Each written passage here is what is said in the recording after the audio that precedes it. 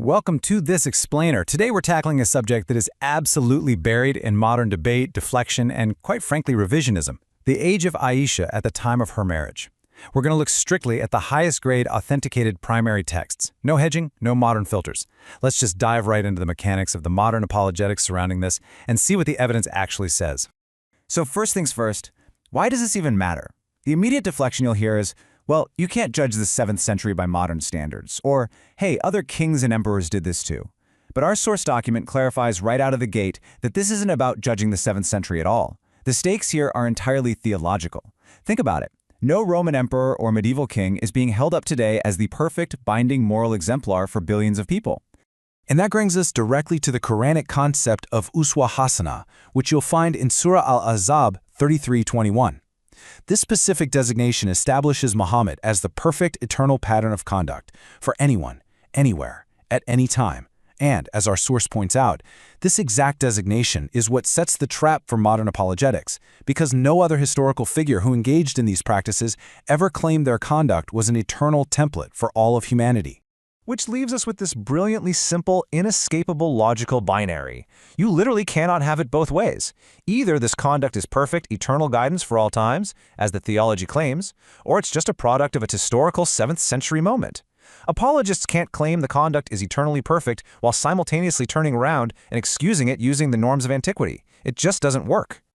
Part 1. The primary evidence. Okay, we are looking strictly at the highest grade authenticated texts, stuff accepted without controversy by classical Islamic scholarship for over 1,000 years. We're not using any modern lens here. Take this quote from Sahih al-Bukhari. This isn't some fringe narration. Bukhari is universally recognized as the most authentic collection of Sunni hadith. Aisha herself explicitly states she was 6 at engagement and 9 at consummation. And it's absolutely critical to understand that this narration is authenticated using the exact same rigorous methodology that's used to establish core Islamic rulings like daily prayer and fasting. But it's not just the explicit age. There's actual jurisprudential proof of her physical maturity right in the text. Sahih al-Bukhari 6130 notes that Aisha played with dolls. Now, why does that matter? Because classical Islamic jurisprudence strictly banned dolls for post-pubescent girls, classifying them as prohibited images. The highly authoritative classical commentator Ibn Hajar al-Asqalani explicitly confirms that this was allowed for her specifically because she was a prepubescent child. We see this corroborated again during the famous Ifk incident. When people are consulting about Aisha's character, her servant Barira steps up to defend her. But look closely at how she defends her. She describes her as a girl of immature age who literally falls asleep and lets the domestic goats eat the family's dough. I mean, this is the description of a child who can't manage basic chores, not a young adult or some mature 18-year-old woman. And this really highlights the selective nature of modern revisionism. Let's look at Sophia bint Huyay, another of the Prophet's wives. Islamic sources uniformly document that she was 17 at marriage. Nobody disputes this. There is zero modern revisionist industry deployed to try and change Sophia's age. As the analysis points out, this exposes a stark reality. The revisionist industry only exists to protect Muhammad's modern reputation regarding Aisha, not to uncover some hidden historical truth. But we have to realize that the structural codification of this practice goes straight to the Quran itself. Surah Al-Talaq, verse 4, prescribes a waiting period for divorced women, and it explicitly includes those who have not menstruated. The classical consensus, and we're talking heavyweights like Ibn Kathir and Al-Tabri, unanimously agrees this refers to prepubescent girls. What that means is that child marriage, along with its consummation and divorce, were structurally codified right in the text. Part 2. Rebutting the apologetics. So, having established what the primary sources actually say, let's systematically neutralize these modern defenses. Let's start with the timeline argument. The most elaborate defense you'll see uses chronological calculations based on her sister Asma's age to claim Aisha was actually around 18. But if you just walk through their own math, it completely falls apart.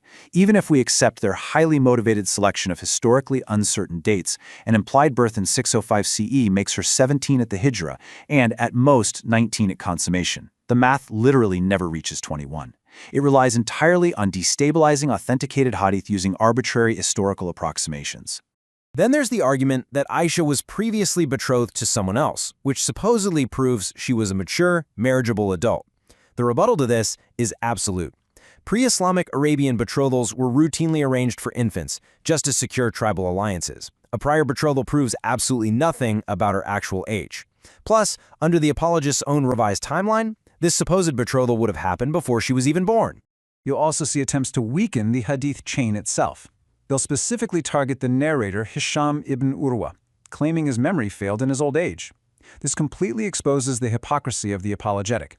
Hisham is universally trusted across thousands of other narrations that are foundational to Islamic law. Doubting his memory only for this specific hadith, while conveniently ignoring that the exact same age is transmitted through completely independent chains, is just selective skepticism by design. Okay, what about the claim that girls in the 7th century physically matured earlier? Well, the historical and scientific evidence directly inverts this. Developmental neuroscience and historical data actually show that the historical onset of puberty was later back then, around 16 to 17, not earlier. And honestly, more importantly, physical puberty does not equal a fully developed prefrontal cortex. It does not equal the psychological capacity for informed consent. Which brings us to a decisive blow against arguably the most common defense of all.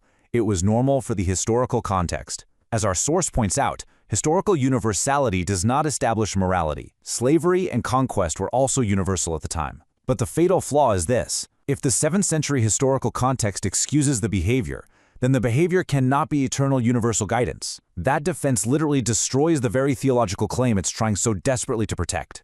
Some try to make a vocabulary argument. They claim the Arabic word bikran, used to describe her, meant a mature woman. But classical Arabic lexicons just don't support this. Bikran strictly means a virgin, someone who has not had intercourse. There is no age floor attached to that word. A 6-year-old is also a virgin. Placing the weight of this entire revisionist argument on one single word while ignoring multiple explicit narrations from Aisha herself is completely unsupportable. Finally, let's look at the paradox of the scholarship defense. Apologists love to argue that because Aisha became this brilliant adult scholar who transmitted thousands of hadith, she couldn't possibly have been a child bride. But scholarship in adulthood doesn't erase a child marriage. The glaring paradox here is that these apologists implicitly trust Aisha's brilliant intellect to authenticate thousands of foundational Islamic laws, but the second she narrates her own age, they instantly claim she's unreliable and wrong. Part 3. The real human cost. Now we need to pivot from this theological debate to the devastating present-day consequences, because this matters today. Just take a look at this number. According to UNICEF, there are 650 million women alive today who were married as children. 650 million. This isn't some ancient history debate. This is a staggering, ongoing global crisis. And of those, 40 million child brides are living in the Middle East and North Africa alone. And the annual rate? It's horrifying. Every single year, 700,000 girls are forced into child marriage in the MENA region. These are the current, lived conditions in regions where family law is often governed by the exact textual precedents we have been analyzing today. Which brings us to the jurisdictional reality. Right now, 117 countries still permit child marriage through religious or cultural exemptions. And here's the kicker. When religious scholars in these countries actively oppose minimum-age laws, they aren't citing the modern revisionist math about Asma's chronology. No, they cite Sahih al-Bukhari. They cite the authenticated primary texts. They rely on the exact same sources that Western apologists are trying to ignore. And this really reveals what the revisionist argument actually accomplishes. As our source concludes, rewriting 7th century calendars doesn't do a thing to change the jurisprudential infrastructure across classical legal schools that permits this harm today. All it does is allow modern people to feel psychologically comfortable. It manages a historical reputation at the cost of honest engagement with the sources. And it's the children who pay the difference.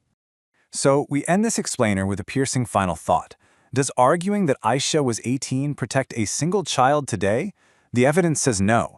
True child protection doesn't come from better hadith chronology or from apologetic gymnastics. It absolutely must come from enforceable, secular law applied equally to everyone, regardless of what a religious text says, because every single year spent debating the past is another year that hundreds of thousands of girls wait for a protection that theology simply cannot provide.